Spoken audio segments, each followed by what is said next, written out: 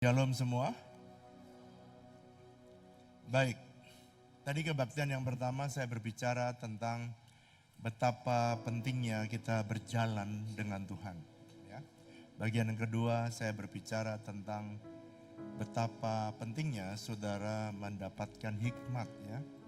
Yang ketiga ini saya mau berbicara tentang betapa pentingnya kalau saudara berjalan dengan Tuhan, saudara perlu belajar trust in God, perlu mengandalkan Tuhan. Mari saya akan baca terlebih dahulu Amos pasal 3, bisa tolong media siapkan. Amos pasal 3, oke, ayat 3. Alkitab menulis ini, berjalankah dua orang bersama-sama jika mereka belum berjanji, atau belum bersepakat, atau belum bersehati, atau belum satu tujuan? Jawabannya tidak.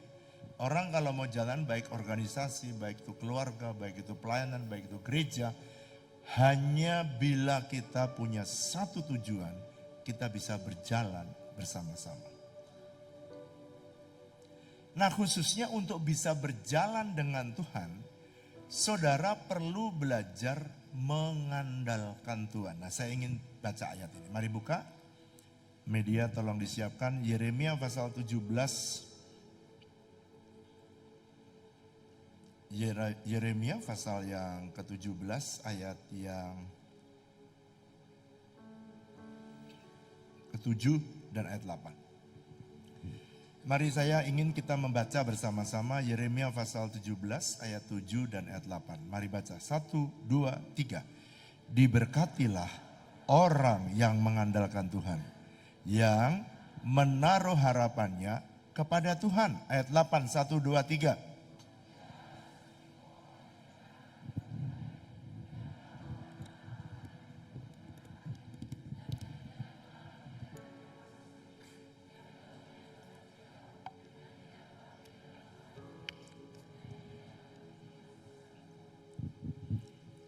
Alkitab menulis, diberkatilah orang yang mengandalkan Tuhan, yang menaruh harapan kepada Tuhan. Jadi untuk bisa saudara berjalan dengan Tuhan, maka saudara dan saya mesti belajar mengandalkan Tuhan. Ada 3 syarat seseorang bisa dikategorikan bahwa dia mengandalkan Tuhan. Ada 3 kriteria, atau apa sih bedanya, apa sih Pak kriterianya kalau dia termasuk golongan orang yang mengandalkan Tuhan? 3 ciri. Ciri yang pertama, dia tuh percaya Tuhan. Nah, kalau orang percaya dengan orang yang mengandalkan Tuhan, ada bedanya tuh. Karena unsur percaya, unsur mengandalkan Tuhan ada 3. Pertama, percaya. 2, berjalan dengan Tuhan, mempercayakan hidup kepada Tuhan ada resiko. Berani menanggung resiko. Walaupun resikonya itu kecil berjalan dengan Tuhan, tapi ada resikonya. Dan yang ketiga, mentaati Tuhan. Kalau Tuhan sudah berfirman, belajar kita untuk mentaati firman-Nya. Saya mau saudara lihat.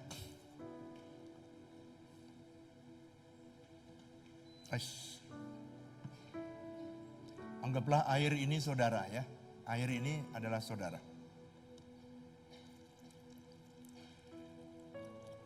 Ditaruh di dalam bejana atau ditaruh di tangan Tuhan. Ya tentunya terserah Tuhan.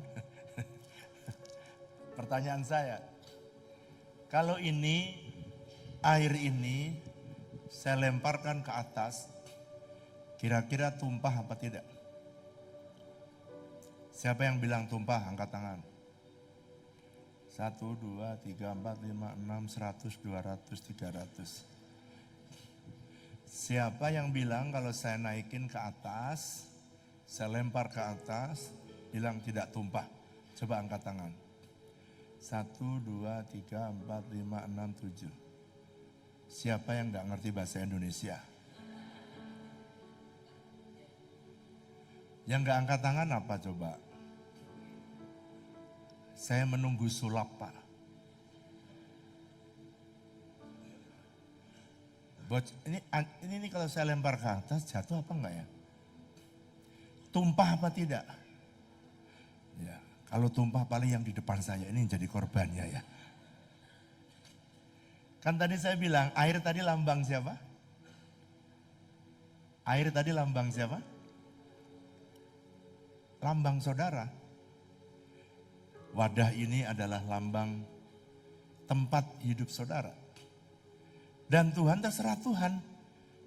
Tapi ingat, Tuhan tidak pernah, dia selalu punya rancangan yang baik dalam hidup saudara. Dibawa kemana saja, dia punya rancangan yang baik. Bukan rancangan tumpah, bukan rancangan kecelakaan, tapi rancangan damai sejahtera. Yang memberikan kepadamu hidup yang berkelimpahan, yang penuh pengharapan. Pertanyaannya, kalau saya naikin ke atas, tumpah apa tidak? Sudah mulai berkurang imannya. Tumpah apa tidak?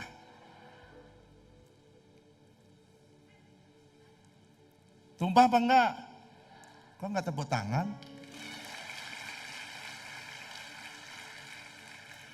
Tumpah apa tidak? Yesus berkata, Thomas, kamu percaya setelah kamu melihat. Tapi Yesus berkata, berbahagialah orang yang percaya sekalipun belum melihat. Kalau saya putar lagi itu sulap, bisa nggak putar lagi sekali lagi? Tumpah apa enggak? Tuh, kenapa sekarang percaya? Enggak mungkin tuh. Wah itu sulap, enggak, ini pelajaran IPA. Setiap kali diputar ada tekanan. Kok saya dulu nggak pernah masuk? Ya berarti madol waktu dulu sekolahnya. Sekarang lihat saya jelaskan. Kalau Tuhan mau berjalan dengan saudara, saudara nanti bisa dengarkan yang pertama ya. Walking with God bagiannya 1. Hari ini saya ingin menolong saudara. Kalau saudara mau berjalan dengan Tuhan, ada faktor yang dia butuhkan supaya saudara bisa menikmati pertolongan dan menikmati mujizat. Emang ngeri sih, diangkat gitu. Ya kalau jatuh, diangkat lagi. Ya kalau tumpah, diangkat lagi. Tuhan jangan. Tapi kan itu semau-maunya Tuhan, dia mau latih saudara. Sebab Tuhan tahu, dia punya rencana yang baik atas hidup setiap saudara. Dia tidak pernah punya rancangan jahat. Dia selalu punya rancangan yang terbaik, yang terindah bagi umatnya. Yang percaya katakan. Saya tanya saudara, kalau saudara naik pesawat, pernah kenal, saudara teliti dulu apa enggak pilotnya?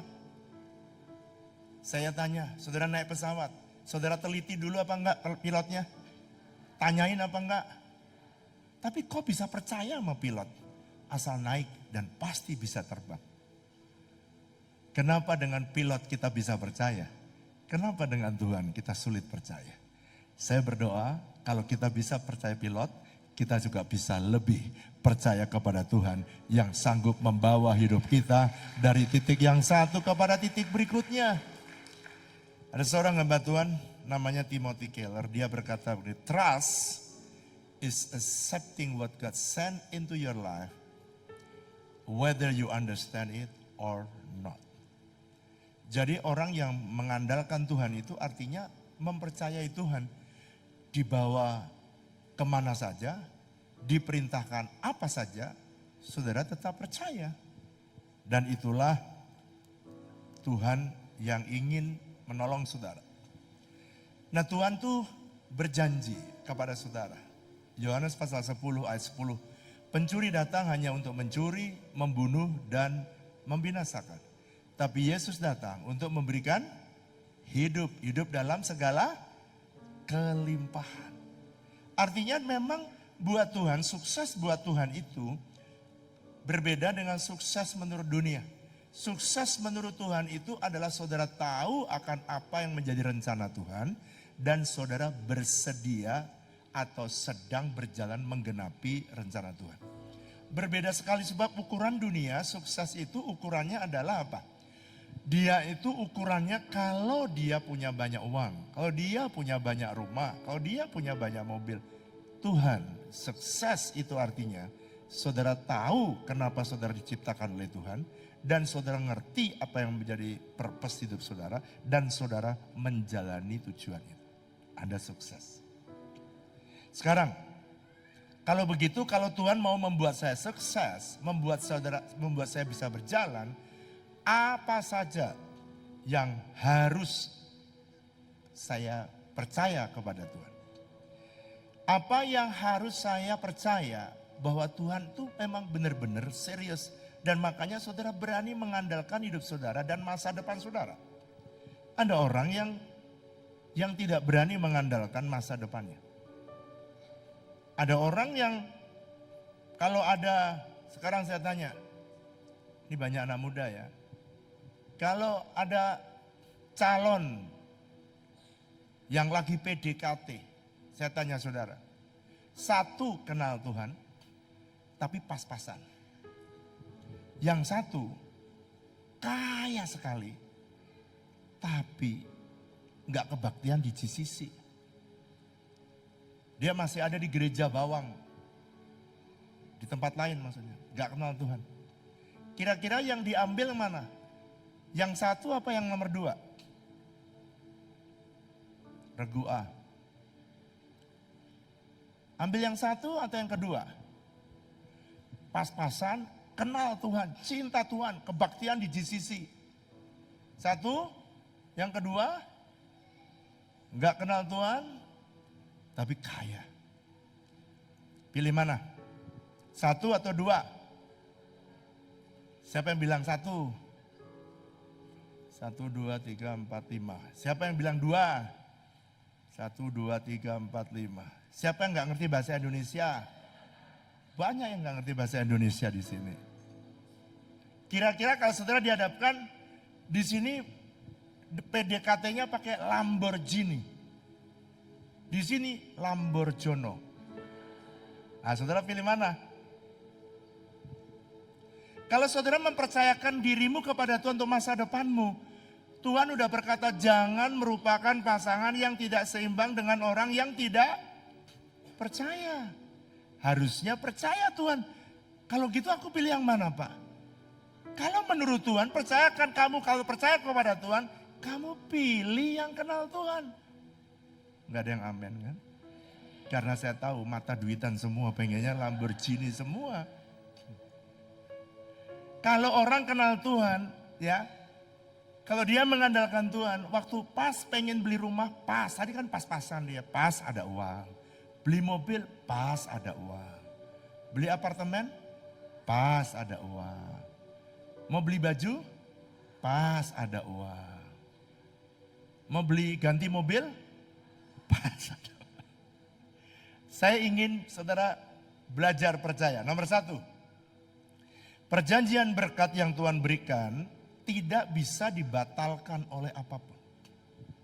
Kalau Tuhan sudah berjanji dia akan memberkati saudara, dia tidak bisa dibatalkan oleh apapun, oleh setan pun, oleh yang lain. Nggak bisa dibatalin. James MacDonald dia berkata, when God promises, he is not saying we'll try. Kalau Tuhan janji sama saudara, dia nggak gini, saya coba-coba ya, enggak. When God promises, he means I can and I will. Kalau dia janji, aku pasti bisa kerjakan dan aku akan lakukan. Itu Tuhan. Kenapa sih sampai Tuhan itu bersumpah? Kalau saudara membaca Alkitab beberapa kali ditulis kata aku bersumpah. Dan salah satunya dia bersumpah di Ulangan pasal 8 ayat 18. Dia ingin memberkati saudara. Sampai dia bersumpah. Wah, supaya saudara bisa percaya perjanjian berkat yang diberikan oleh Tuhan itu diikrarkan oleh Tuhan dengan sumpah. Kenapa pakai sumpah? Supaya saudara bisa percaya. Sekarang saya tanya, anggaplah ini berkat yang disediakan oleh Tuhan dalam hidup saudara. Setan di GCC nggak ada setan ya. Cijantung, di Cijantung, di luar GCC ada setan. Tapi di GCC ada setannya nggak Pak? Hanya Tuhan yang tahu. Sekarang pertanyaan saya, setan kalau Tuhan Yesus ingin memberkati saudara, tapi setan ingin mencuri, terus membunuh dan membinasakan. Dia ini berkatnya orang Cijantung, orang Cicis ini. Terus kemudian setan pengen menerobos, pengen bikin, pengen mencuri. Pertanyaan saya, kalau ini saya tusuk, bocor apa tidak? Siapa yang bilang bocor? Siapa yang bilang nggak bocor? Siapa yang dari tadi banyak yang nggak ngerti bahasa Indonesia ini? Atau pakai bahasa apa? Bahasa Inggris atau bahasa Jawa atau bahasa Mandarin ini? Kalau ini saya coblos, kira-kira bocor apa tidak? Bocor atau tidak? Tidak atau bocor? Kayak itu cucu saya tuh tanya, mangga atau jambu? Jambu. Jambu atau mangga? Mangga. Jadi sebenarnya kamu apa sih gitu? Bocor apa tidak? Yang angkat tangan, dia nunggu sulap.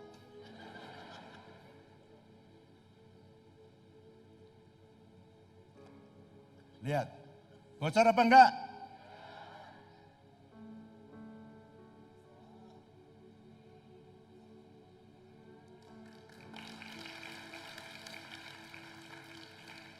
Setan ingin mencuri, setan ingin mengambil berkat, dia ingin mencuri kesehatanmu yang dijanjikan Tuhan.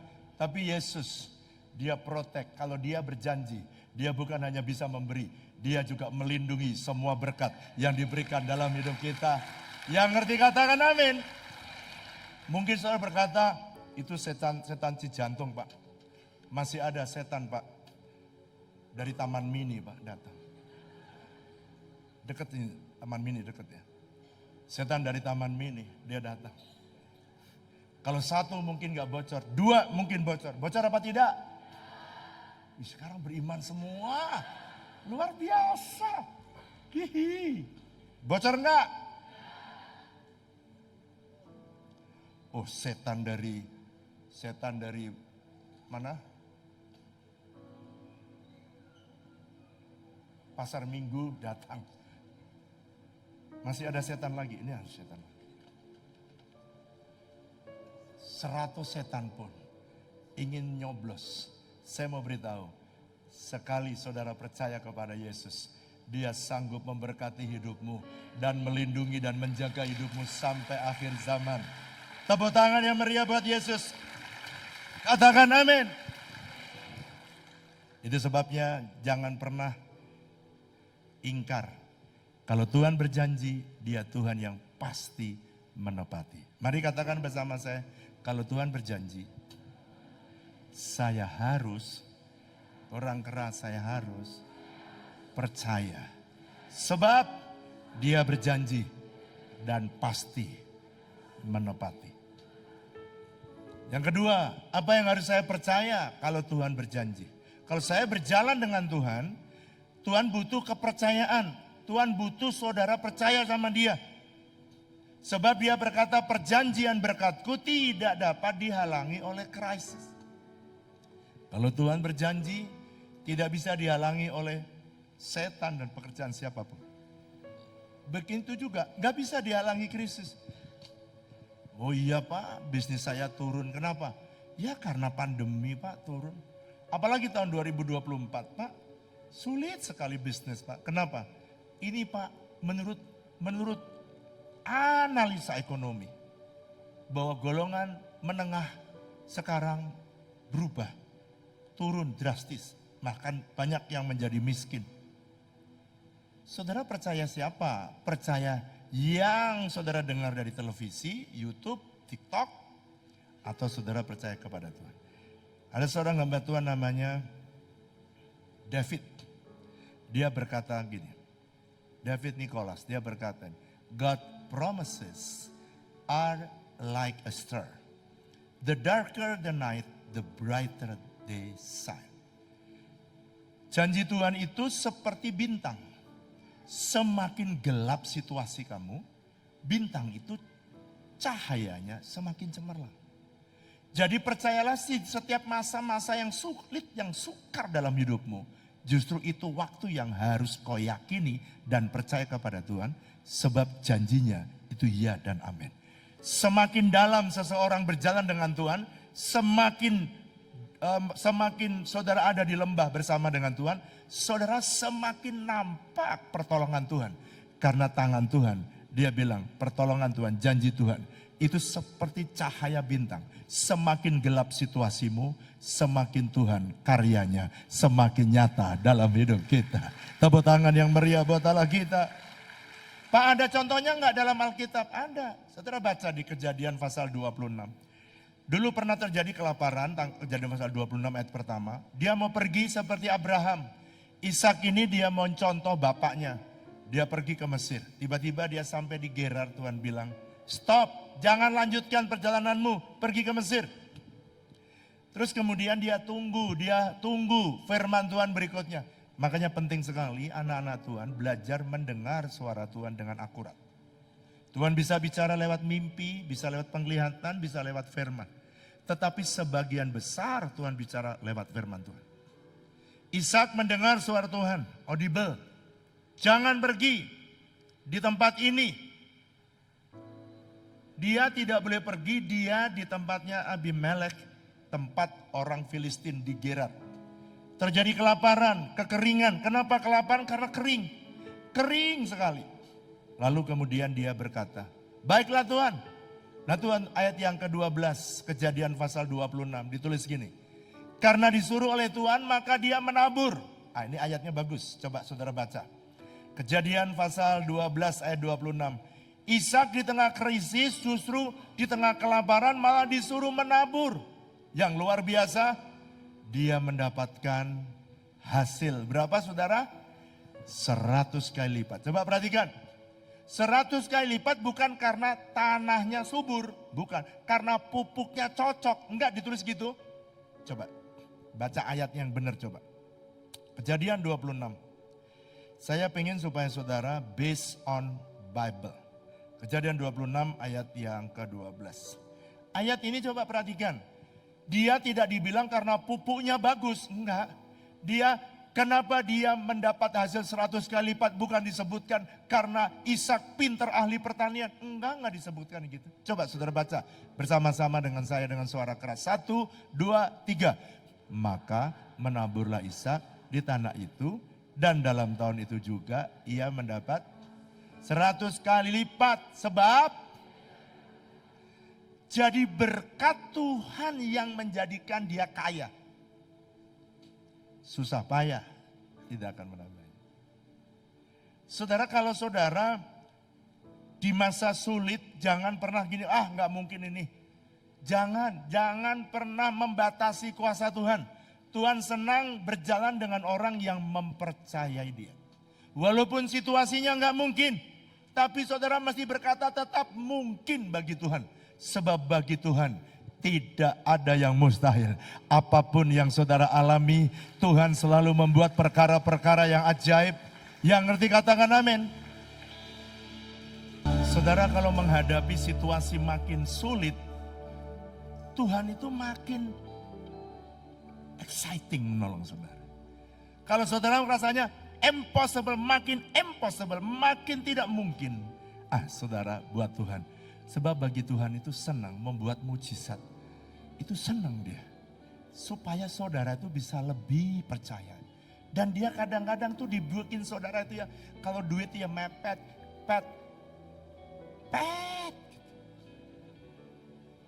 Kalau pas rugi itu ya, ludes ya. Des. Kenapa sih Pak sampai dibikin keuanganku mepet? Kenapa? Supaya kamu punya experience dengan dia. Bahwa bagi Tuhan tidak ada yang mustahil. Sebab dia bisa menolong saudara. Dia bisa membuat mujizat dalam hidup saudara. Sebab dia ahlinya membuat mujizat. Tadi Waktu Tuhan berjalan dengan saudara, kenapa dia senang mengandalkan, supaya saudara belajar mengandalkan Tuhan? Karena dia itu senang menolong orang-orang yang percaya dengan kekuatan kuasanya.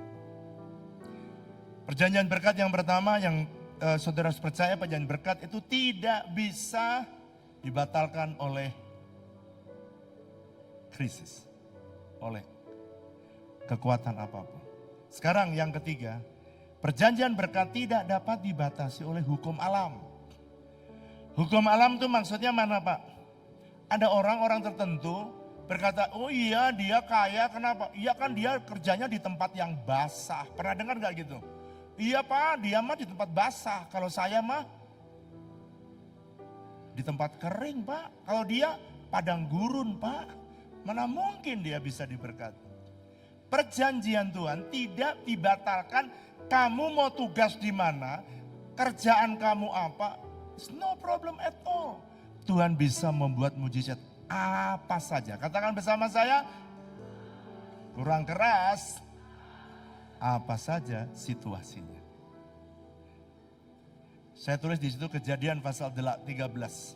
Di Kejadian 13 itu nanti saudara baca ya supaya cepat. Satu hari Tuhan memberkati Abraham dan ponakannya Lot yang mengikuti ikut diberkati. Kenapa? Karena orang tuh kalau nempel dengan orang yang diberkati dia ketularan. Dia diberkati. Lalu satu hari Abraham berkata kepada Lot, Lot, ketimbang pembantu-pembantu kita, hamba-hamba kita pada berkelahi, lebih baik kalau kamu ke kanan, kamu pilih, aku ke kiri.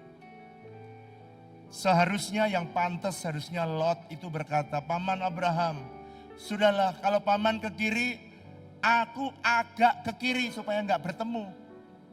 Tapi malah Lot bilang, wah puji Tuhan, saya pilih lembah yang paling subur. Kalau saudara pergi ke Israel, maka lembah yang paling subur adalah lembah Yordan.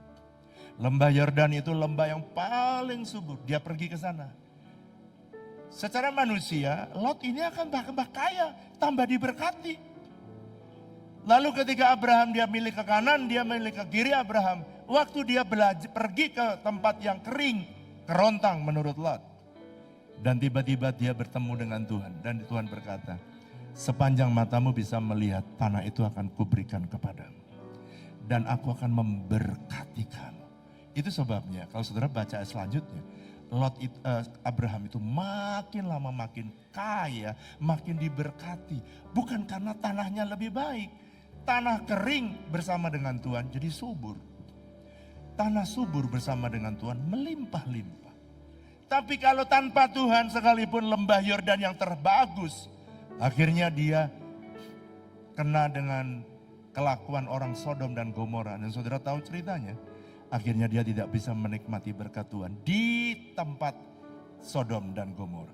Jadi kalau saudara membaca tadi Yeremia pasal yang ke-17 ayat yang ke-7, Alkitab tulis gini, diberkatilah apa tadi?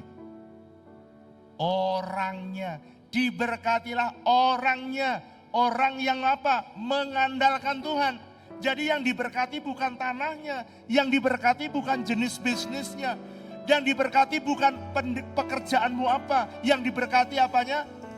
Orangnya. Jadi walaupun tempatnya kering, walaupun tempatnya sulit, walaupun tempatnya tidak mengenakan, berselama bersama dengan Tuhan, mujizat tetap bisa berlaku.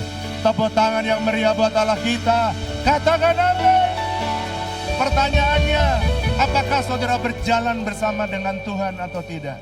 Selama saudara berjalan dengan Tuhan, engkau akan lihat yang kering pun bisa jadi subur, yang tandus sekalipun bisa menjadi subur dan berbuah. Padang gurun bisa menjadi kebun buah-buahan selama saudara berjalan dengan Tuhan. Jadi yang diberkati bukan bisnismu. Ada orang berkata gini, Pak, saya punya bisnis. Tapi orang lain bisa dapat di depan mall.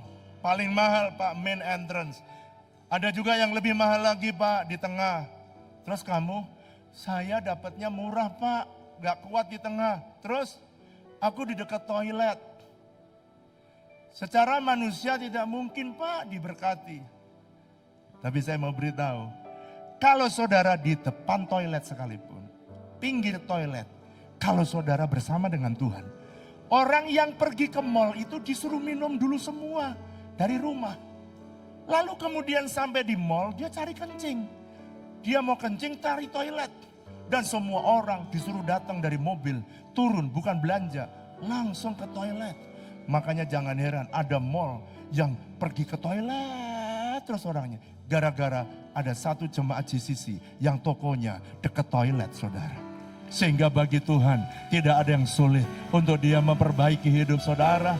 Yang ngerti katakan amin. Jadi kalau saudara mau dipindah departemen yang lain, jangan berkata gini, aku enggak mau di tempat itu. Kenapa? Kering.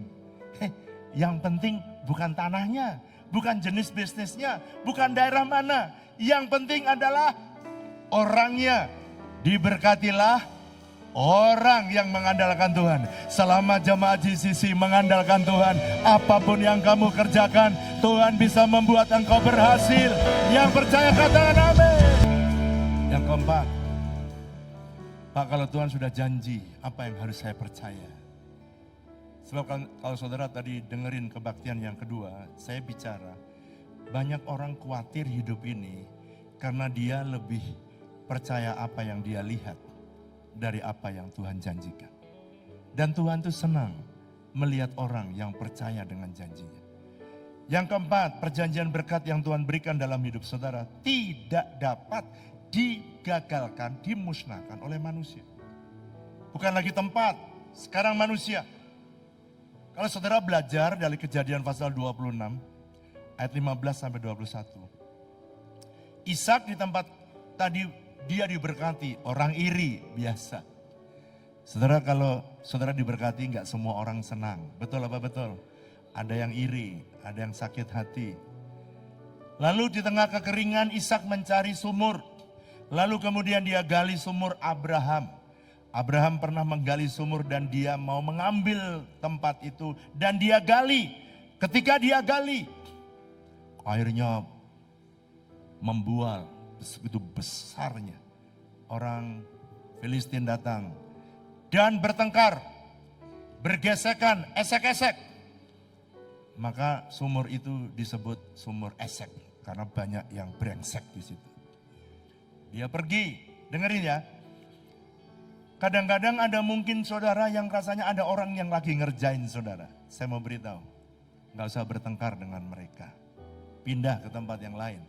Dia pergi lagi, dia gali sumur yang lain. Dan pada waktu dia sumur yang lain, diambil lagi dan airnya membual.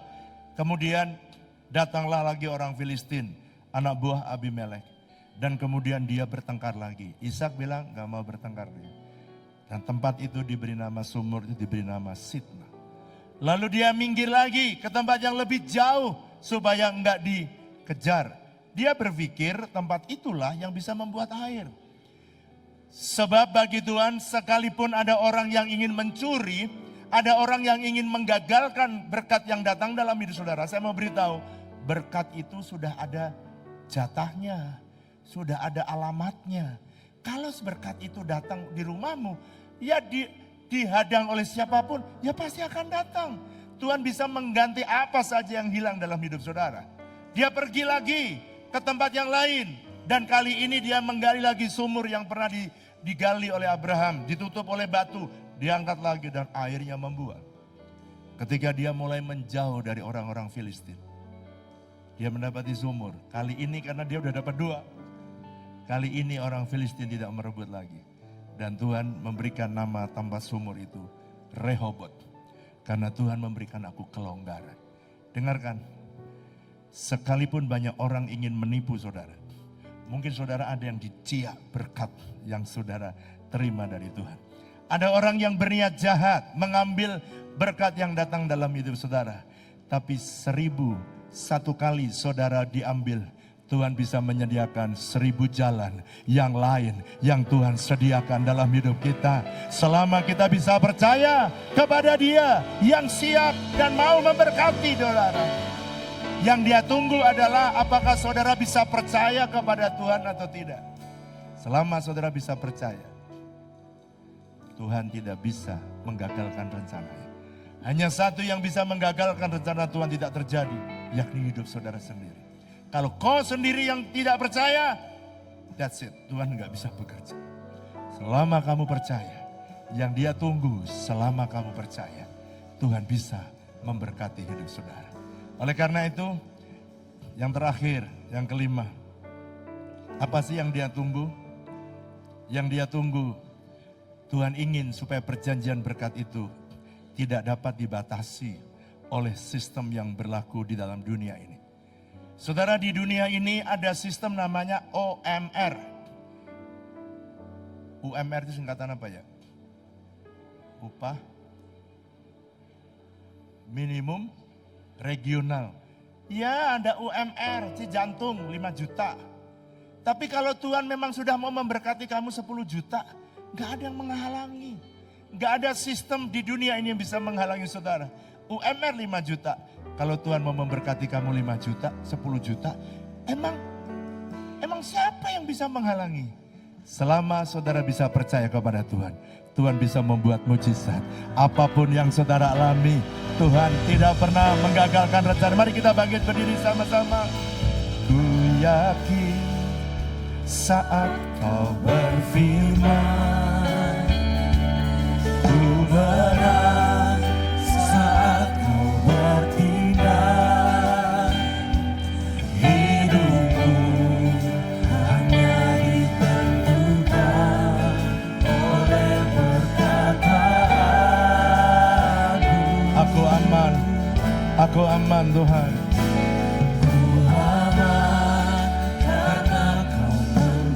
Karena ada Tuhan yang menjaga hidupku.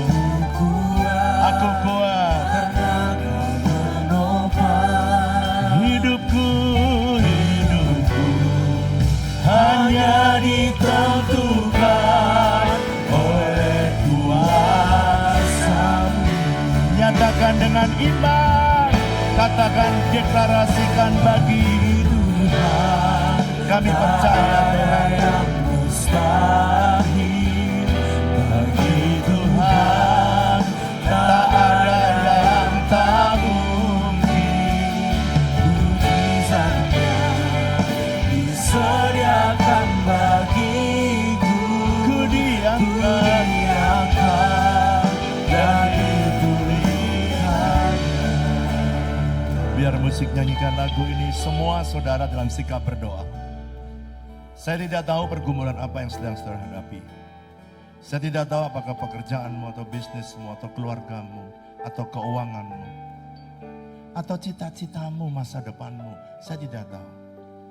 Tapi kalau hari ini kau lagi susah, kau lagi sedih, kau lagi sepertinya terpuruk, Tuhan sedang menolong saudara. Dan Tuhan ingin supaya kamu tetap percaya bahwa Dia yang berjanji, Dia Tuhan yang menepati.